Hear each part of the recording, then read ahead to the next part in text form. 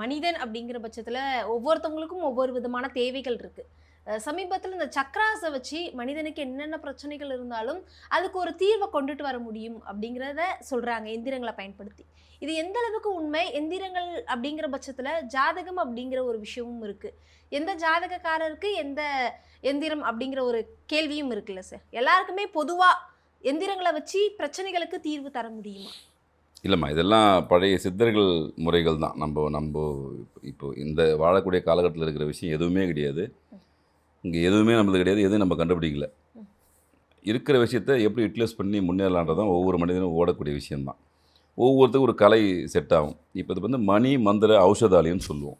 எல்லாம் சேர்ந்த கலை தான். ஜோதிடமும் வைத்தியமும் எல்லாமே சேர்ந்தது ஒரு கலவை. இது எல்லாமே முறையாக பயன்படுத்தும் போது அது வெற்றிக்கான விஷயமாக மாறும். எது எப்படி இருந்தாலும் கிரகங்களோட தன்னுடைய வேலையை செய்யும். ஜோதிடம் தான் முக்கியமான ஒரு பங்களிப்பு இதில். அது இல்லாமல் கிடையாது. நீங்கள் அதை அதர்வண வேதத்தை நீங்கள் பயன்படுத்துகிற நபராக இருந்தாலும் கூட ஜோதிடத்தில் முக்கியமான கிரகங்கள் வலுவாந்தால் தான் நீங்கள் அந்த வேதத்தை பயன்படுத்த முடியும். இப்போ நீங்கள் ஒருத்தர் வந்து சாத்வீகமான தெய்வத்தை ஏன் கும்புறாருன்னா அவங்க ஜாதகத்தை பார்த்தா தெரியும், அதனுடைய அமைப்பு அங்கே இருக்கும். ஒருத்தர் அகோரமான சாமியை பலி கொடுக்குற சாமியை வேண்டி புகழ் பெறாரு அப்படின்னு சொன்னாலும் அதை அவர் ஜாதகத்தில் பார்த்தா ஏன் அந்த கேள்விக்கு விடை கிடச்சிரும். இப்படி எல்லாமே உங்களுக்கு கிரகங்களுக்கு உட்பட்டது தான், அதில் மாற்றமே இல்லை. இன்னைக்கு நம்ம உட்காந்து பேசக்கூடிய சமயத்துலேயும் இந்த நிகழ்வு இந்த சமயத்தில் நடக்கணும்னாலும் அது கிரகங்கள் தான் காரணம். இங்கே கிரகங்கள் இல்லாமல் எதுவுமே கிடையாது. எல்லாத்துக்கும் மூலம் அப்படின்றது கிரகங்கள் தான்.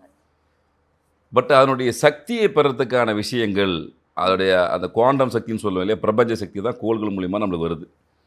எல்லாமே நம்ம மேலேருந்து வரக்கூடிய விஷயம் தான், பூமியிலேருந்து வரக்கூடிய பஞ்சபூதம் தான் நம்மளை ஆளுதுன்றதுல மாறுபட்ட கருத்து கிடையாது.